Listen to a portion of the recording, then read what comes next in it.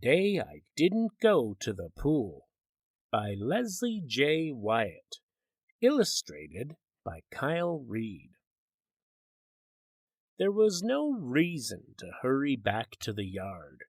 In some ways, I didn't care if we never made it back, because nothing would be the same as it had been only 10 minutes before. I wondered how the sun could be shining and the birds singing again, as if this were any normal morning in May. I won't ever forget what just happened, how the Missouri sun burned hard and yellow, how the heat made the air almost too thick to breathe, and, well, here's the whole story. I was in the kitchen this morning when Mom came in. I said, "Can you take me to the pool?" "You said you'd watch the kids for me, Jess."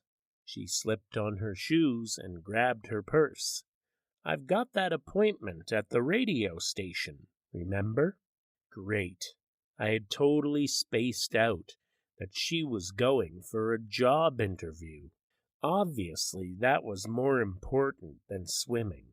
Still, I asked, "Couldn't Julie watch them instead? You could drop me off on your way." "She can help, but she's only 10. I'll feel better with a 15-year-old in charge." "I'll take you when I get back this afternoon, hun." Mom gave me a peck on the cheek, and off she went. So there I was, stuck watching my 5-year-old sister and 3-year-old brother instead of hanging out at the pool in town. Don't get me wrong. Even though I'm a guy, I usually don't mind watching the kids. Babysitting really wasn't the issue. The problem was our little sardine can of a rented trailer house. I know it's all Mom can afford since Dad died and we had to move, but in this kind of heat, it's like living in a red-hot barbecue grill. That, and I was hoping to hang out with some of my new school friends. Well, as Dad used to say, what is, is. And I decided to make the best of it. I've tried to sort of take his place so the kids don't miss him as much as I do. This morning I even fixed animal pancakes like Dad used to make for us. You know, where you dribble the batter onto the griddle in animal shapes like roosters and rabbits.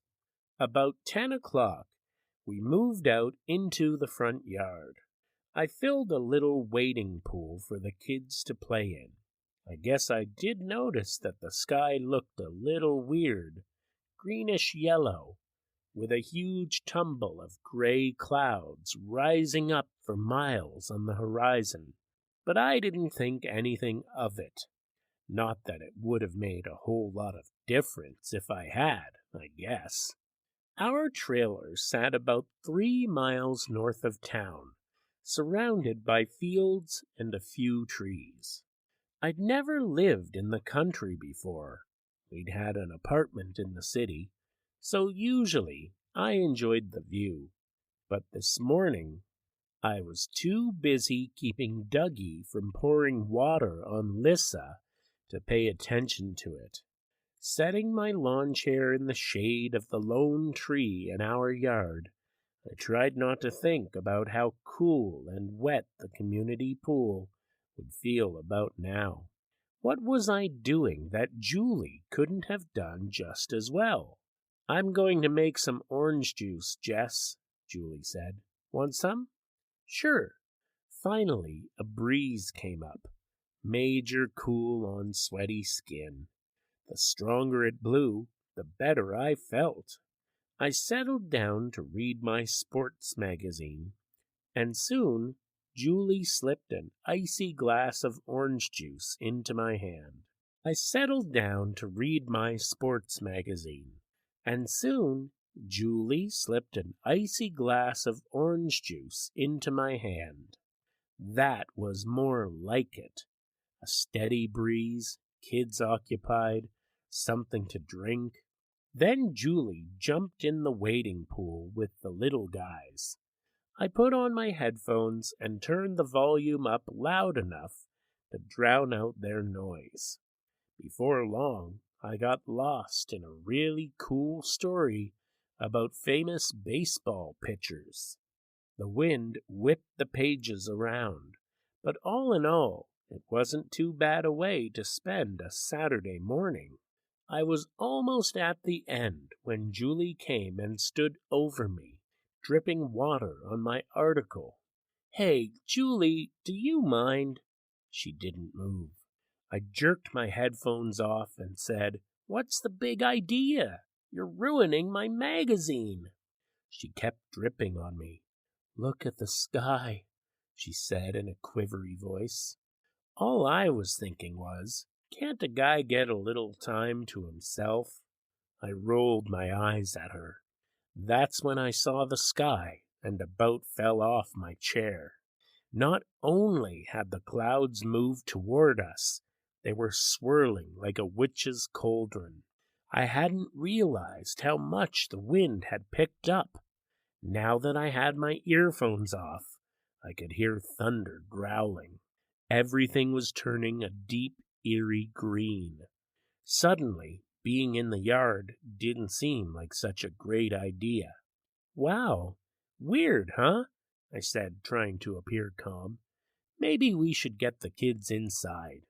Julie's eyes were huge and staring right at me as she nodded. I didn't let on that I was concerned. Just got up real casual-like and looked around to the west. My heart jumped up almost to my ears. Right before my eyes, a huge gray-black funnel snaked down from the sky to the ground. I couldn't believe it. A real live tornado, and headed our way in high gear. I had learned about tornado safety from an assembly in school, but at that moment, the only thing I could remember was that a twister could develop fast, and that trailer houses are one of the worst places to take shelter. I'd laughed with my new buddies when the weather guy said that, since I lived in one. It seemed funny at the time. I sure wasn't laughing now. I strained my brain to remember what other facts were on that tornado safety list. Get low. Yeah, that's what the man had said. Find a basement, or if you're caught outside, find the lowest spot you can. Great. We were stranded in the middle of nowhere. Our nearest neighbor's farmhouse was almost half a mile away, and our trailer definitely didn't have a basement. Scanning the fields around us, my eyes stopped on a line of brush near an old fence. There was a drainage ditch there, about 100 yards off. "Julie!" I yelled, snatching Lissa out of the water. "We've got to make it to the ditch. Get Dougie and follow me." As she picked Dougie up, I hitched Lissa onto one hip and grabbed a couple of towels from beside the pool. Then the rain hit. Huge, pounding drops. Suddenly, it was like some scene out of a World War II movie, where people are running for their lives. The 100 yards seemed like 100 miles, but we were going pretty well despite the wind and rain when Julie tripped and fell. I grabbed my little brother up under my other arm, and we took off again for the gully. That's all it is, too, a little gully on the edge of our neighbor's field, but it was the lowest spot I could think of. The funnel was a monster train churning through the sky, barreling across the fields toward us. Wind battered us from every direction as rain changed to little chunks of pelting hail. Julie ran beside me, pulling on Dougie's arm, trying to speed me up. Hanging like 100-pound weights, Dougie and Lissa nearly pulled my arms out of their shoulder sockets. 40 yards more. Should we lie down right there and hold on? No, we had to reach the ditch. 30 feet, 20 feet. My lungs and legs were on fire. Julie screamed as she ran, but I could hardly hear her for the thrumming of the tornado. Just see her mouth open as a thin, scared sound touched my ears. Just before we plunged over the edge of the ditch, I looked back. The twister towered behind our little metal house, like a skyscraper above a city bus. Then down we all tumbled, landing on a muddy bottom 2 feet below. The kids stared at me with huge faces wet from tears and storm. "Get down!" I shouted, the wind jerking my words away. I made everyone lie as flat as they could, arms protecting their heads, and I covered them with the towels. I'll probably have nightmares about the next scene for the rest of my life, but I wanted to grab one final look. As I stuck my head up above the edge of the ditch, a swirling cloud of trash reached the place we'd been minutes before. My lawn chair shot up, spinning high into the angry sky. Branches and papers and pieces of metal roofing danced in midair. Then the tornado hit our trailer. One moment it was there, Mom's yellow curtains fluttering at the windows. The next second, the black funnel had swallowed it. The walls exploded outward as if someone had planted a bomb in our kitchen. It was like watching a slow-motion video with the volume turned off. The freight train roar drowned out any other sound. While I was still staring, the debris cloud swept over us. I dove for the bottom of the ditch, joining the kids under the towels. Unless the tornado changed course, I thought it would pass just south of where we lay. I hoped. Trash rained down on us. The roar became a whooshing hiss. I had Dougie under one armpit, Lissa under the other, and one hand gripping Julie's arm up by her shoulder. The tornado sucked up everything like a giant vacuum cleaner, whipping away our towels, pulling the breath almost out of our lungs. I thought we were goners for sure. But the next moment, it was over. I lifted my head and saw the funnel rushing away, churning up the earth as it twisted across the field. The thunder faded. Soon all that was left was an unnatural quiet. Even the kids were silent as I crawled off them and stood up, legs shaking like a baby kitten's. The sky began to lose its evil color. Then the sun peeked out, sending golden ladders from clouds to ground, as if to say the whole thing had been a bad dream. But it was no dream. Nothing was the same as it had been minutes before. Trees were snapped halfway up their trunks, like so many broken toothpicks. Paper and metal littered our path, and we had to pick our way around chunks of siding, shards of glass, and even a couple pieces of an old red car. That's why there's no hurry getting back to our yard.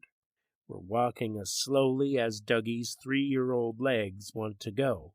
I keep touching the kids, amazed we are all okay. Dougie and Lissa chatter away, but neither Julie nor I say a word. I can't. 1 minute we had a home. The next, all we have in the whole world is the clothes we're wearing. "Look, Lissa," Dougie says, his voice full of wonder. "Somebody took our wading pool." Lissa frowns, hands on small hips. "Hey, no fair. And they got your lawn chair, too, Jess." Julie gives me a tiny smile, tears washing clean streaks down her muddy cheeks. Her hand feels small in mine. What if she'd been watching them, and I'd been at the pool? They might have tried to shelter in the trailer. I take a deep breath as Mom's car comes barreling down the road at warp speed and screeches to a halt. Jumping out, she sees us and waves like she's just won the lottery. I hug the kids and wave back, a big smile breaking over my face. "Yeah, Lissa," I say, my voice shaking. "Lost the chair, but we've still got each other."